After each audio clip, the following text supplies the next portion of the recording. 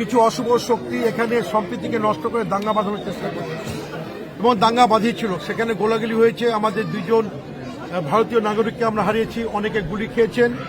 সেই পরিপ্রেক্ষিতে ডাকে বাংলার মুখ্যমন্ত্রী বলেছেন এখানে অযথা গোলাগুলি করবেন না, অকাপ আইন বাংলার বুকে আমি লাগু হতে দেব না, আমি মুসলমানের অকাপ নিয়ে মুসলমানের পাশে আছি, সাথে আছি।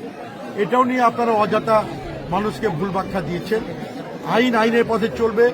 যে দুজন খুন হয়েছে পুলিশ তদন্ত করেছে, যা দোষী সাব্যস্ত হয়েছে কোর্ট বিচার বিবেচনা করেছে এবং আপনার জলের নির্দোষ মানুষ যারা আছে, আমরা যখন একটা ঘটনা ঘটে তখন কিন্তু পুলিশ নির্বিচারে অনেকে গ্রেপ্তার করে, কিন্তু ইনকোয়ারি করে তদন্ত সাপেক্ষে যেগুলো দেখা গেছে নিরপরাধ ব্যক্তি, আমি দায়িত্ব নিয়ে বলছি কোনো নিরাপদ ব্যক্তি কিন্তু জেলে নেই, সবাই কিন্তু বেলে আছে এবং যারা নিরাপদ ব্যক্তি সকলে কিন্তু চার্জশিটে খালাস পাবে। আমরা সরকারের সঙ্গে কথা বলেছি। আপনার এই মার্ডার কেসে একজন আছে, আর যাদের বাড়ি লুট হয়েছে যারা এফআইআর নেমড আসামি আর একটা কেসে এই কয়জন, ওখানে 18 জন আছে আর মার্ডার কেসে 12 জন। এর বাইরের জেলে কিন্তু কেউ নেই, সবাই বেলে আছে এবং নিরাপদ ব্যক্তি কেউ কিন্তু সাজা খাটবে না।